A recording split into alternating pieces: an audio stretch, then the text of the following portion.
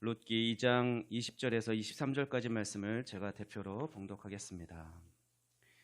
나오미가 자기 며느리에게 이르되 그가 여호와로부터 복받기를 원하노라. 그가 살아있는 자와 죽은 자에게 은혜를 베푸기를 그치지 아니하도다 하고, 나오미가 또 그에게 이르되 그 사람은 우리와 가까우니 우리 기업을 물을 자 중에 하나이니라 하니라. 모압 여인 룻이 이르되 그가 내게 또 이르기를 내 추수를 다 마치기까지 너는 내 소년들에게 가까이 있으라 하더이다 하니, 나오미가 며느리 룻에게 이르되 내 딸아, 너는 그의 소녀들과 함께 나가고 다른 밭에서 사람들을 만나지 아니하는 것이 좋으니라 하는지라.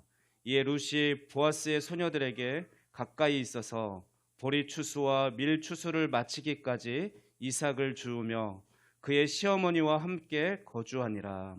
아멘. 이제 목사님이 나오셔서 기업 물을 자의 사명이라는 제목으로 말씀 선포하실 때 큰 은혜 받으시기 바랍니다.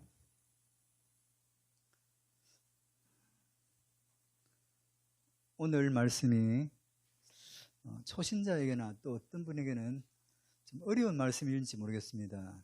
그래서 좀 부담을 가지고 설교하는데, 혹시 말씀이 잘 깨달아지면 제가 설교를 잘했으라기보다는 성령께서 마음문을 열어주셨음을 알고 하나님께 감사하시기를 바랍니다. 오늘 본문에 우리가 주목해야 될 단어와 내용이 나오는데, 20절에 보니까 나오미가 자기 며느리에게 이르되 그가 여호와로부터 복받기를 원하노라. 그가 살아있는 자와 죽은 자에게 은혜 베풀기를 그치지 아니하도다 하고, 나오미가 또 그에게 이르되 그 사람은 우리와 가까우니 우리 기업을 물을 자 중에 하나이니라 하니라. 나오미가 룻에게 이야기하고 있는 거예요. 이삭 줍는 현장에서 보아스로부터 많은 은혜를 입고 왔다는 소리를 듣고 나오미가 어쩌면 흥분하면서 룻에게 했던 말이니, 이 말씀 중에 기업 물을 자라는 말과 함께 이해가 되지 않는 말씀이 있어요. 보아스가 생존한 자와 사망한 자에게 은혜를 베풀 것으로 나오미가 말하고 있는 것입니다. 생존한 자에게 은혜를 베풀었다는 말은 이해할 수 있어요. 살아있는 룻과 나오미를 의미하기 때문입니다. 그러나 죽은 자, 즉 나오미의 남편 엘리멜렉과 죽은 두 아들에게도 은혜를 베풀게 된다는 것이 쉽게 이해가 되지 않는 것입니다. 우리네 상식으로는 보아스가 베풀 은혜는 살아있는 사람에게 베풀어지는 축복이지 사실 죽은 자들에게는 전혀 상관이 없다 싶은 것입니다. 그럼에도 나오미는 죽어 사망한 자에게 베풀어지는 은혜를 말하고 있습니다. 살아있는 자와 죽은 자에게 은혜를 베푼다? 이 말을 이해하기 위해서는 이 사람은 우리와 가까우니 우리 기업을 물을 자 중에 하나이니이다. 기업 물을 자라는 말을 잘 이해해야 합니다. 기업 물을 자라는 말은 이스라엘 율법에 근거한 의무를 말하는 것입니다. 기업 물을 자라는 말은 히브리어로 고엘입니다. 기업 물을 자라는 말의 고엘은 되찾다, 물으다, 회복하다 라는 뜻을 가지고 있으니 기업 물을 자의 사명입니다. 이 기업 물을 자의 사명을 이스라엘의 고엘 사상 혹은 고엘 제도라고 말합니다. 이스라엘의 고엘 제도는 각자가 하나님께로부터 받은 기업을 보존하는 가운데 상당한 피해를 입었거나 아니면 그 기업을 상실했을 때 그 기업을 이어주기 위해서 만들어진 것이 바로 고엘 사상 또는 고엘 제도입니다. 그러므로 기업 물을 자에 해당되는 사람은 고엘 의무를 감당해야 했으니 고엘이 된 자는 잃어버린 땅을 도로 사서 회복시켜 주어야 했고, 부당한 피해를 당한 친족을 위해서 복수를 해야 할 책임이 있으니 친족의 미망인과 결혼해서 대를 이어주어야 했고 친족의 죗값을 도로 받기까지 해야 했습니다. 기업 물을 자라 해서 다 고엘이 될 수 있는 것은 아니었습니다. 고엘이 되기 위해서는 혈연 관계, 또 친족 관계에 있어야 한다 했습니다. 예수 그리스도가 자원해서 십자가를 지듯이 자원해야 했고 고엘의 의무를 감당할 만큼의 능력을 갖추고 있어야 했습니다. 그러므로 기업 물을 자 고엘이 된 자는 타인의 기업을 위해서 자신을 희생한 사람이 된 것입니다. 이스라엘 여인이 한 남자와 결혼합니다. 그런데 불행하게도 아이를 낳지 못한 가운데 죽게 되면, 남편이 죽게 되면 이 여인의 기업을 이어야 하는데 아이를 낳지 못한 가운데 형의 동생이 형수와 결혼해서 아이를 낳게 되는, 이것이 바로 고엘 제도요, 고엘 사상입니다. 룻이 나오미와 함께 베들레헴으로 돌아오는 과정 속에서 나오미가 했던 말이 있습니다. 나에게는 자식이 없다. 너에게 줄 기업이 없다. 그럼에도 불구하고 베들레헴으로 가겠느냐 했을 때 보이는 것은 아무것도 없지만 어머니의 하나님이 나의 하나님이 되고 어머니의 백성이 나의 백성이 되리이다.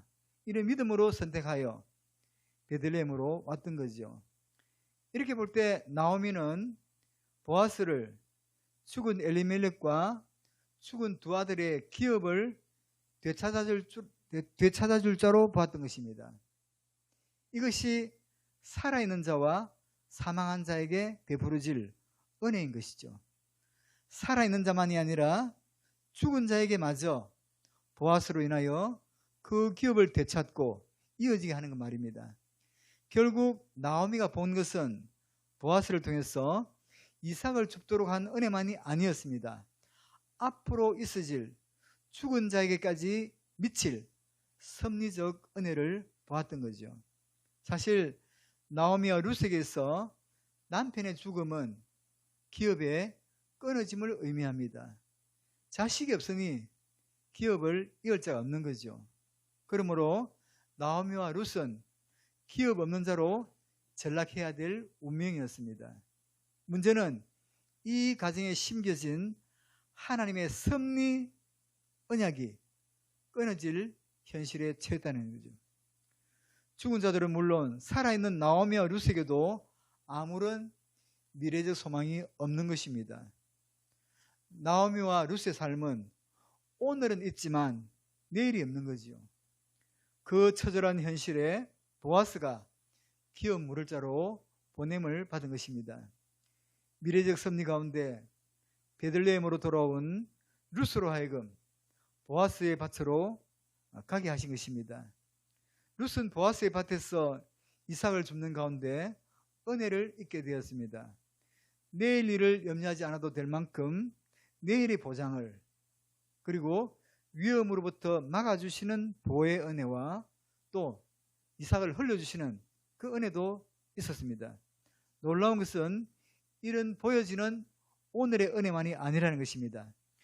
영적으로가 아니면 보여지지 않는 미래적 축복이 섭리 가운데 있어진 것입니다. 사망으로 인해 아무런 희망이 없는 저들의 기업을 회복시켜 주시는 것이니 보아스를 통해서입니다. 보아스가 기업 물을 자였기 때문입니다. 무엇보다 기업 물을 자 되는 보아스는 예수님을 예표하고 있다고 말씀할 수 있습니다. 보아스를 통해서 사망한 자에게나 생존한 자에게 입힌 은혜 또한 저와 여러분이 입는 은혜이고 말입니다. 오늘의 축복도 있지만 내일의 축복이 감동적이지 않습니까? 우리가 예수를 믿는 이유가 뭡니까? 물론 지금까지 받은 은혜가 커서 예수를 더 잘 믿어야 하지만 더 큰 이유는 앞으로 누려야 할 은혜, 보이지 않는 더 큰 은혜들이 예비되어 있기 때문입니다. 자, 기업 물을 자 보아스가 룻을 처음 보면서 불렀던 처음 호칭이 뭐죠? 내 딸아입니다. 내 딸아. 이것은 오직 부모로서만이 할 수 있는 호칭. 이 호칭이 의미하는 바가 무엇입니까? 내 딸아. 참 부모로서 가시는 부승혜가 놀랍죠.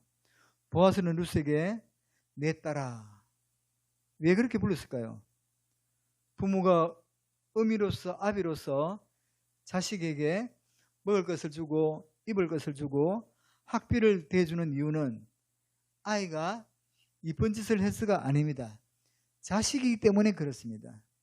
보아스가 내 딸아 이렇게 부른 이유는 내가 앞으로 너에게 베풀 것이 많이 있는데 네가 불쌍해서가 아니야.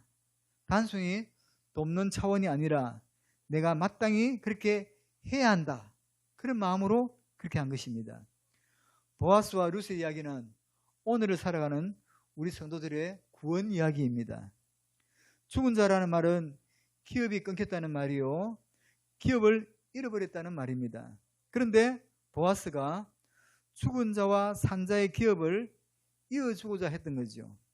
우리 예수님이 오늘 죽은 자와 살아있는 자, 우리 모두의 기업을 회복시켜 주고자 하신 것입니다. 우리의 기업을 회복시켜 주신다? 기업 물을 자 되었어. 그렇다면 우리가 언제 기업을 상실했습니까? 내가 언제 기업을 상실했어요? 이것을 이해시키기 위해서 여러분을 잠시 에덴 동산으로 모시고 가서 창조의 원형을 상실하기 전의 모습을 보도록 하겠습니다. 창조의 원형이란 말을 이해할 수 있겠습니까? 창세기에서 사람 창조가 어떻게 되었는가 과정을 말씀드리면서 창조의 원형에 대해서 설명을 드리도록 하겠습니다. 창세기 1장 26절에 보면 하나님께서 하나님의 형상대로 하나님의 모양대로 사람을 창조하셨다. 사람을 지으셨다 했습니다. 무슨 의미죠? 손의 모양으로 장갑을 만들었다는 의미는 손을 넣기 위함이에요. 발의 모양대로 신발을 만든 것은 발을 넣기 위함입니다. 내 몸의 모양대로 옷을 만든 것은 내 몸을 넣기 위함입니다.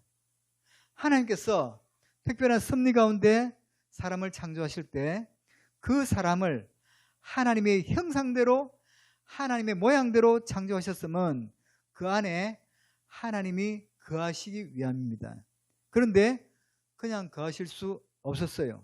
왜냐하면 하나님은 영이셨기 때문입니다. 그러면 그 영으로 거하시는 하나님이 사람 몸에 거하시기 위해서 하신 또 하나의 창조의 과정이 있으니 여호와 하나님이 흙으로 사람을 완벽하게 지으시고 하나님이 그 사람 안에 거하시기 위해서 영이신 하나님이 사람 안에 거하시기를 원하여 그 코에 생기를 불어넣으시니 사람이 생명이 된지라 이렇게 말씀합니다. 사람이 생명이 되었다는 말은 생명, 영생, 영생하는 영적 존재가 되었다는 말이죠. 먼저 완벽하게 육적으로 창조되었던 사람에게 생기를 불어넣으심으로 영생하는 영적 존재가 된 것입니다. 육적으로 창조된 그 사람 안에 영생하는 영적 생명을 담아주신 거죠. 바로 영생하는 영적 존재가 된 것입니다. 왜? 목적은 하나님이 그들 안에 거하시기 위해서예요. 그래서 처음 창조된 창조의 원형으로서의 사람은 사람을 넘어 생명이라 불려져야 했다는 것입니다. 보여지는 사람은 사람인데 영적 존재로서의 사람입니다. 보여지는 사람을 넘어 영생하는 영적 존재가 되었으니 처음 사람을 창조의 원형이라 이렇게 말해요. 목적은 영이신 하나님이 영적 존재로 지으심 받은 그 사람 안에 거하시며 그들과 교제하기 위해서입니다. 보여지는 한 사람 안에 육적인 사람과 영적인 생명이 담겨 있다는 말씀을 이해하실 수 있겠습니까? 자, 영이신 하나님이 사람을 창조하시고 생명이 되게 하셨다 했습니다. 사람을 영이신 하나님이 영적 교제하기 위해서 영적 존재로 만드신 거예요. 하나님의 창조물로서의 사람은 오직 하나님 안에서만 본질적 가치가 있게 됩니다. 그래서 인간이 하나님을 떠나게 되면 생명을 잃어버린 사망적 존재가 될 뿐입니다. 생기를 불어넣기 전에 육신적 사람으로 말이죠. 그래서 예수님을 믿어 구원받은 사람은 영적 존재로서의 자기 인식이 있어야 합니다.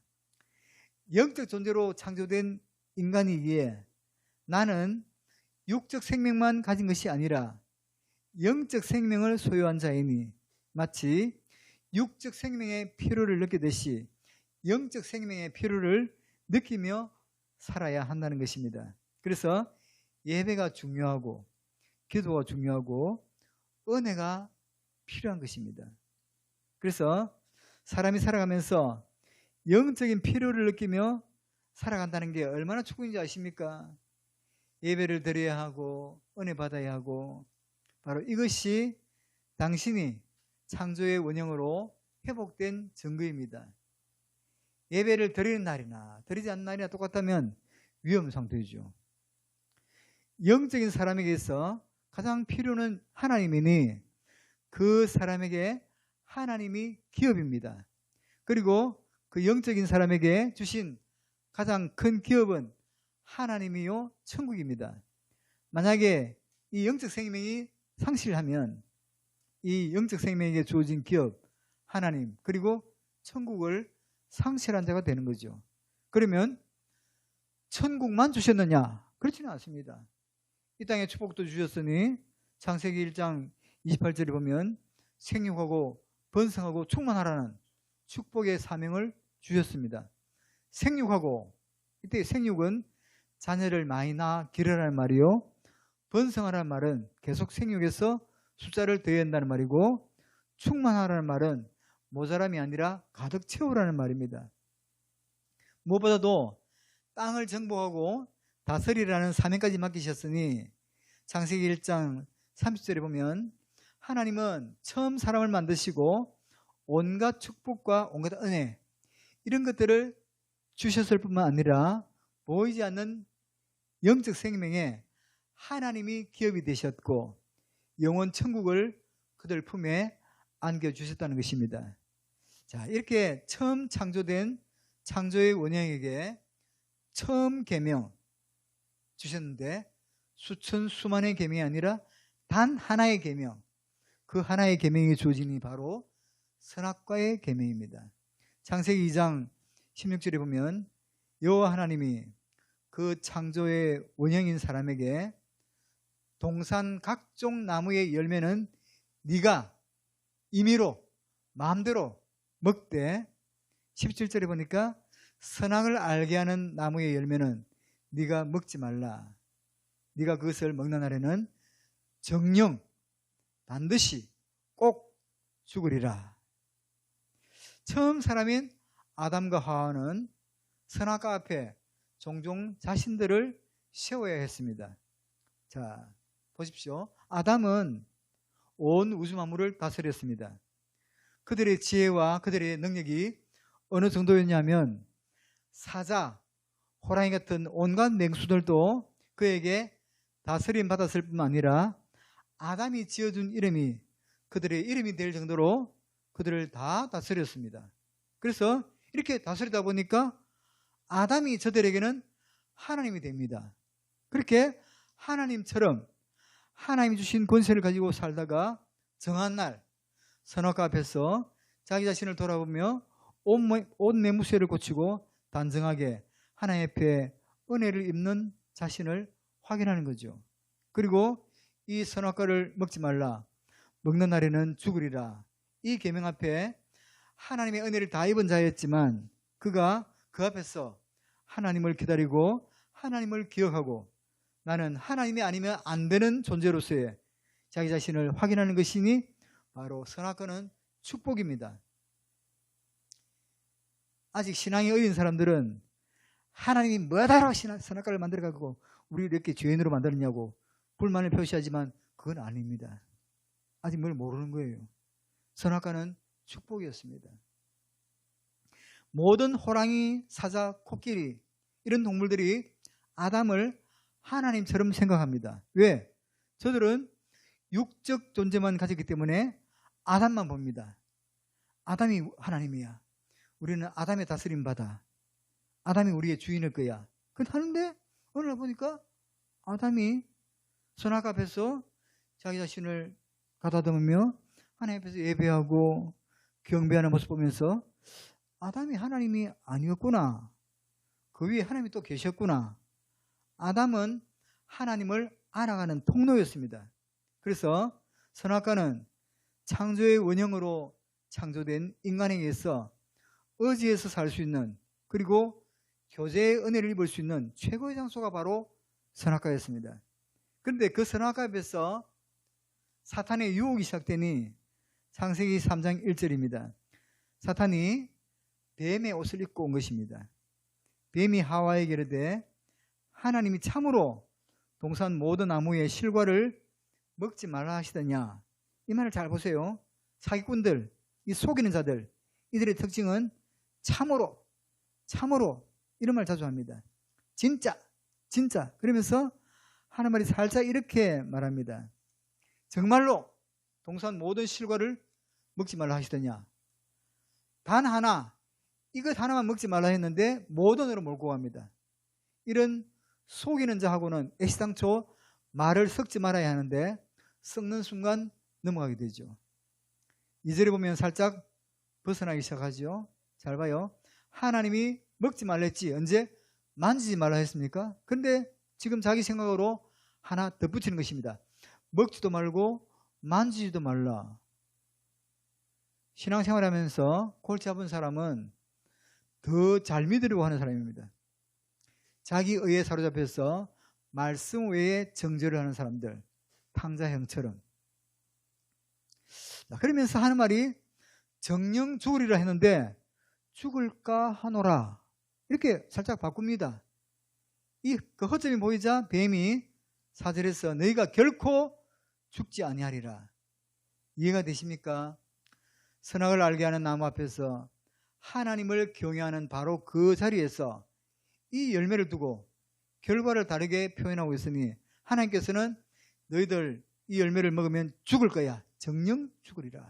그런데 뱀은 죽지 아니하리라 라고 말합니다. 이 말씀의 비밀을 이해하기 위해서는 우리는 죽음을 먼저 정의해야 할 필요가 있습니다. 죽음에는 3단계가 있어요. 육적 죽음, 영적 죽음, 영원한 죽음입니다. 이 죽음의 3단계, 육적 죽음, 영적 죽음, 영원한 죽음. 육적 죽음은 영과 육의 분리예요.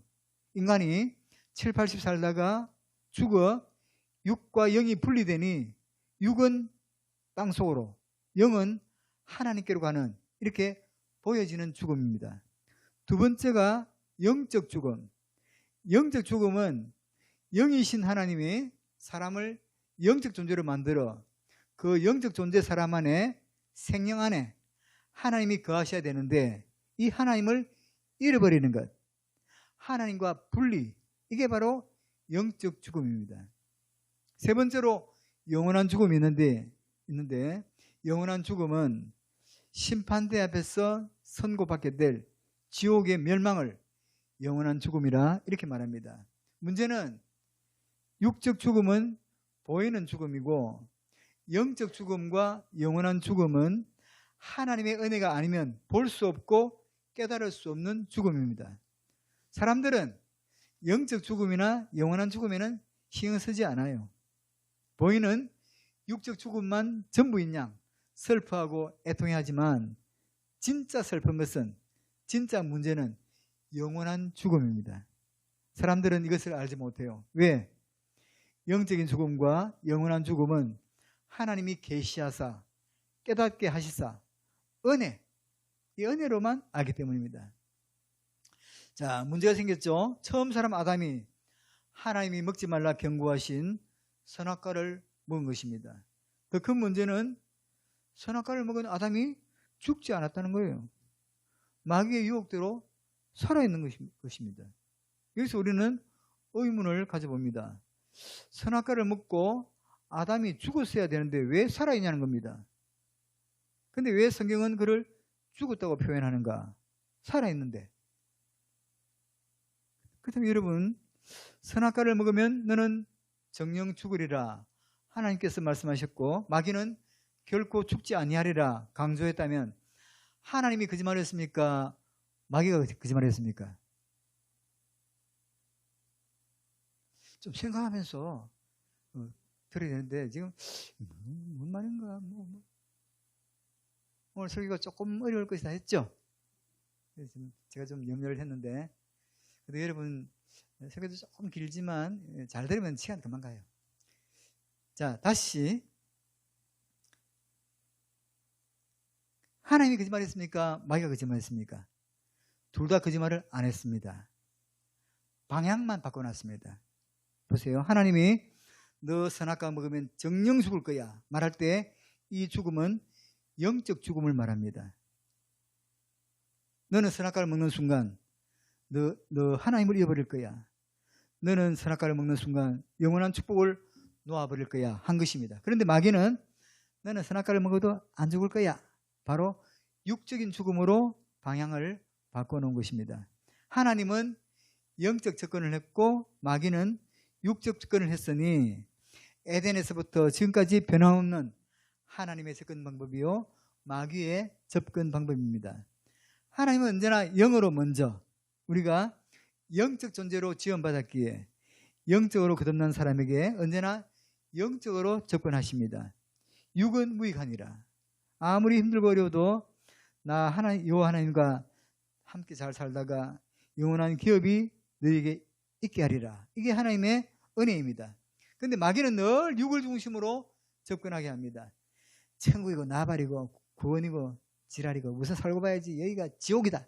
뭘 그렇게 우리가 가난한 가운데 살기도 바빠 죽겠는데 교회 가서 예배 드리냐. 가서 장사해야지. 한 푼에 더 벌어야지. 그러면 육을 가진 사람들은 아멘. 맞아. 천국이고 나발이고 가봐야 알지. 이렇게 되는 것입니다. 웃어 사는 게 곤고해지는 거예요.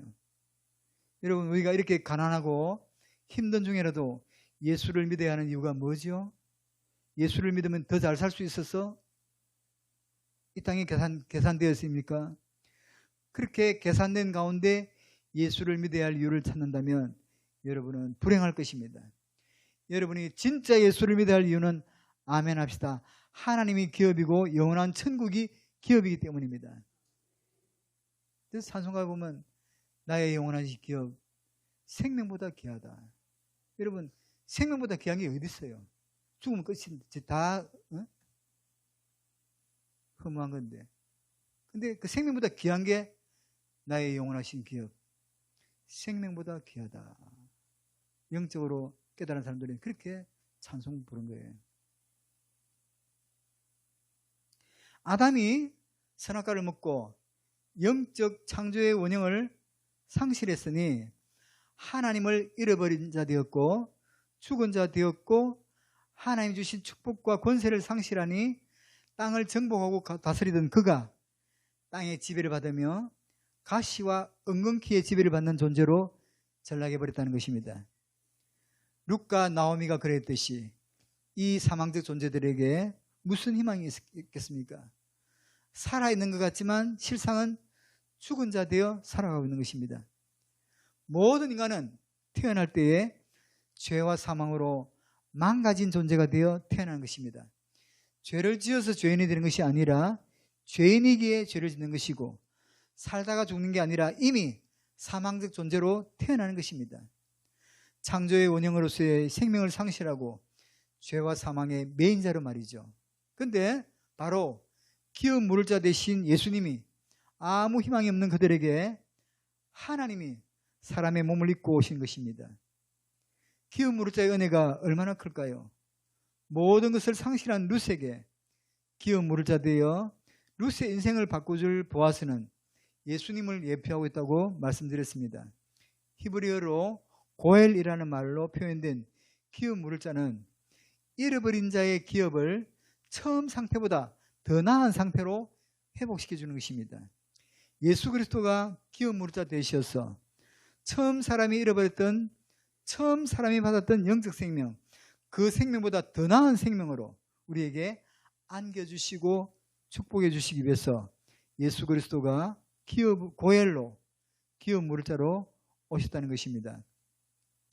이 더 나은 상태로 회복시켜 주시는 원리가 무엇입니까? 베드로전서 1장 3절에 예수 그리스도를 죽은 자 가운데서 부활하게 하심으로 말미암아 우리를 거듭나게 하사 산 소망이 있게 하시며, 먼저 십자가의 죽으심과 부활입니다. 우리 인생은 가장 큰 문제, 죄와 사망의 문제를 안고 태어납니다. 이 죄와 사망의 문제는 돈 번다고 해결되는 문제가 아니에요. 출세한다고 해결되는 문제가 아닙니다. 무엇으로 해결되느냐? 하나님의 아들이 사람의 몸을 입고 오셔서 죄의 문제를 해결하고 인간의 사망의 문제를 해결하셨습니다. 이 땅의 모든 죄와 사망의 문제를 해결하시고 이 축복을 안겨주시기 위해서 어떻게 하느냐? 잘 보십시오.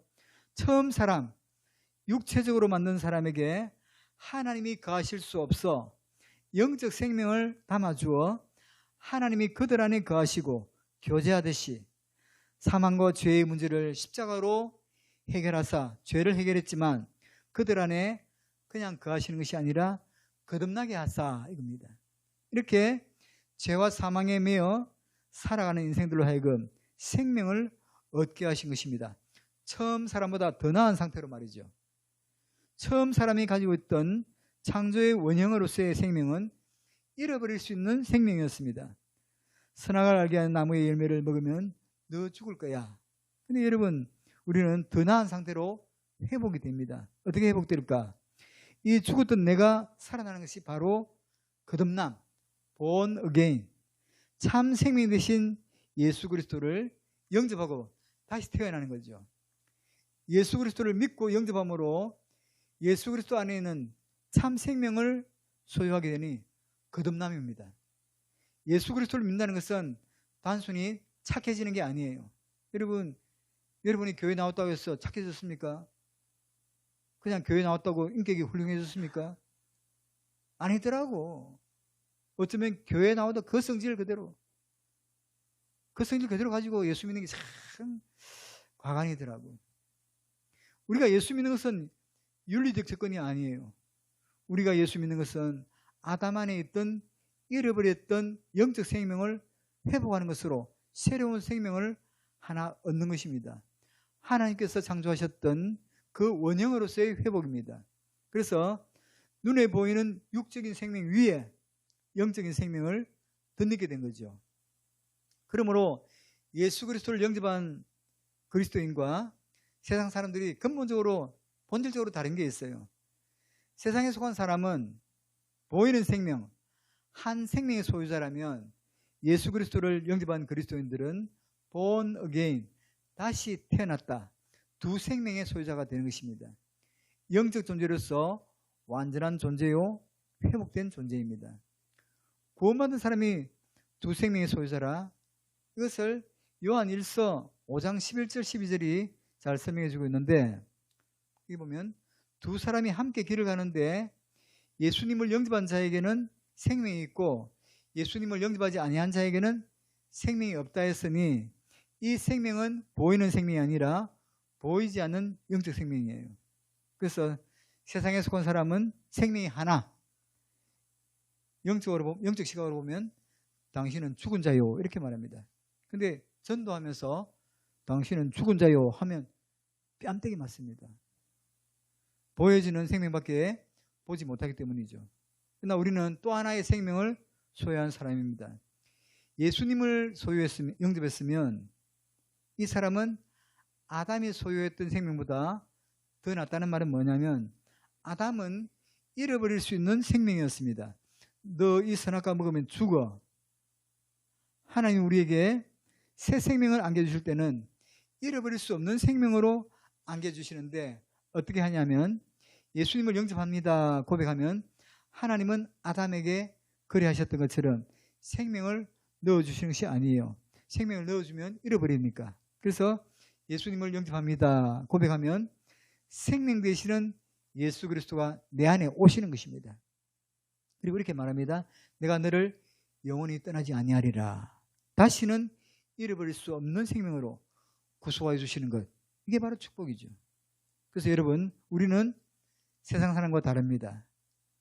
여러분, 세상 사람은 생명이 하나, 그러면 우리는 영적인 생명을 추가로 소유한 자죠.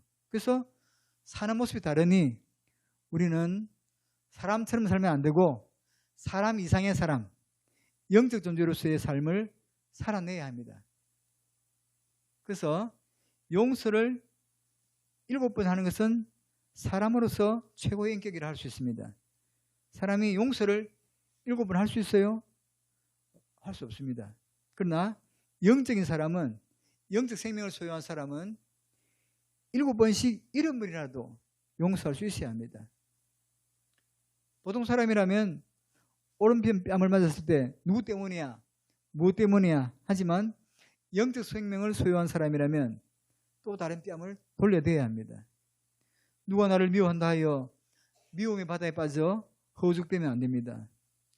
우리는 우리를 억울하게 하고 우리를 힘들게 하는 사람 앞에서, 우리는 아담이 피조물들 앞에서 하나님을 보여줘야 했던 것처럼 우리는 저들 앞에서 영적 사람으로서의 인식과 함께 하나님을 보여줘야 할 의무가 있습니다. 나를 힘들게 하는 사람, 나를 억울하게 하는 사람들에게 스데반이 그랬던 것처럼 우리는 누군가에게 감동을 안겨줘야 돼요. 그래서 육적 사람으로서의 반응을 보이는 것이 아니라 영적 사람으로서의 반응을 보일 때, 이게 매력인 거죠. 예수 믿는 사람이 교회 안에서 육적 사람으로서의 반응을 보일 때 제일 초라해집니다. 누가 나한테 뭐라 했다 했으면 함께 난리를 피우고, 교회를 나오니 안 나오니 나에게 이런 대접했다고, 내가 가만히 있으니까 사람도 아닌 줄 아냐고. 그래서 교회는 언제 그 사람이 가장 빛이 났냐면 억울할 텐데 억울하지 않고, 손해 봤는데 손해 안 본 것처럼 용서할 수 없는 사람을 용서하고, 견딜 수 없는 상황을 참아내며 제가 견뎌볼게요. 이게 신앙의 자세고 사람들이 놀라는 게 아니겠습니까? 세상에 속한 사람들과 달리 우리 그리스도인들은 본질적으로 달라야 돼요. 세상에 속한 사람은 보이는 생명만, 한 생명만 소유한 사람들이에요. 저들은 삶이 육적 생명만 있기 때문에 육체만 위해서 살아도 되지만 육체적 만족을 위해서 살아도 아무 문제 없어요. 세상에 속한 사람들은 세상에 어떤 종교적 흉내만 내도, 착한 윤리적 삶을 살아내도 영적인 삶을 살 수는 없어요. 세상에 속한 사람들은 영적 생명이 없기에 육적 만족을 위해서 살아도 충분히 행복합니다. 바람 피고 술 먹고 노름해도 남편 몰래 아내 몰래 무엇을 해도 들키기 전에는 최고입니다. 이 모든 게 언제 들켜요? 죽어서 하나님 앞에서는 그날 다 들킵니다. 여러분, 우리는 영적 생명을 소유한 자들입니다. 이것은 은혜가 아니면 깨달을 수 없는 진리들입니다. 그래서 세상에 속한 사람들에게 영적인 진리를 아무리 말해도 못 알아듣는데, 이 설교를 못 알아듣는 사람은 심각하게 고민해야 합니다. 근데 알아듣지를 못했는데 알아들은 것 같다. 이건 은혜입니다. 여러분, 그래서 예수 그리스도를 영접한 사람들은 두 생명을 소유한 사람들이다, 이렇게 말하죠. 세상에 속한 사람들, 한 번 난 사람들, 한 생명을 소유한 사람들이다. 그래서 이런 말이 있잖아요. 한 번 나면 두 번 죽고, 두 번 나면 한 번 죽는다.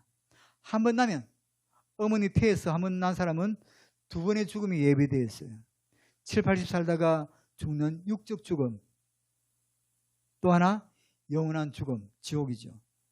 두 번 나면, 어머니 태에서 한 번 나고 예수님 믿어서 또 하나의 영적 생명을 소유하면 한 번 죽음, 육신으로 7, 80 살다가 죽는 죽음으로 끝나고 영원한 천국으로 가게 되니, 이것이 바로 한 번 나면 두 번 죽고 두 번 나면 한 번 죽는다. 그래서 우리는 두 번 나야 되니, 두 번 나는 게 뭐죠? 요한복음 3장 3절에서 예수님께서 사람이 거듭나지 아니하면 하나님 나라를 볼 수 없느니라. 이게 바로 위로부터 난다는 말이요, 영적으로 태어난다는 말이니, 이렇게 거듭나는 순간 모든 기업이 회복되니, 영적으로 회복되는 순간 하나님과의 관계가 회복되고 영원 천국의 기업이 회복되고, 그래서 이것을 위해서 예수 그리스도께서 오신 거예요. 여러분, 세상 사람들은 생명이 몇 개? 하나. 육적인 생명. 우리는 생명이 몇 개? 두 개. 영적 생명과 육적 생명. 자, 물어보겠습니다. 잘 생각하고 대답해야 돼요. 우리가 세상 사는 게 힘들어요? 세상 사람들이 세상 사는 게 힘들어? 좀 이상하게 말 표현하죠. 우리가 힘듭니다. 왜? 세상 사람들은 육적 생명 하나만 만족해도 돼요. 주일날 교회 안 와도 됩니다. 배 깔고 텔레비 보면서 뭐 그냥 뒹굴뒹굴 해도 문제 없어. 근데 우리는 영적 생명이 회복된 사람이라 두 생명을 만족시켜야 돼요. 육적으로도 먹고 살아야 되고 영적 생명도 만족시켜야 되니 육적 생명을 위해서는 돈도 벌어야 되고 영적 생명을 위해서는 이렇게 주일날 나와서 예배도 드려야 되고 기도도 해야 되고 여러 가지 신앙생활을 해야 되고 은혜로 살아야 되니 이게 힘든 거죠. 그럼에도 불구하고 진정한 은혜가 있으니 여러분 영적으로 살아가십시오. 나는 두 생명을 가지고 있어. 나는 세상 재미에 취해 살면 안 돼.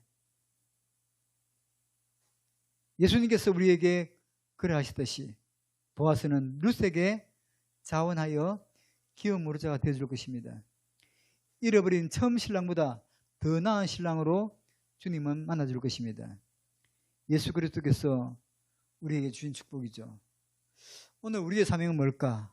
아직도 사망 가운데 있는 자들에게 전하는 것입니다. 당신 안에는 영적 생명이 있습니다. 여기 모인 우리 모든 성도님들은 영적 생명이 회복된 사람임을 믿으면 아멘.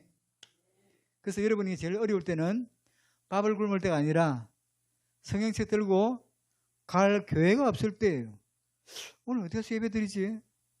영적으로 힘들면 다 힘들어져요. 오늘 또 우리가 예배할 수 있다는 것은 하나님이 우리에게 주신 축복입니다.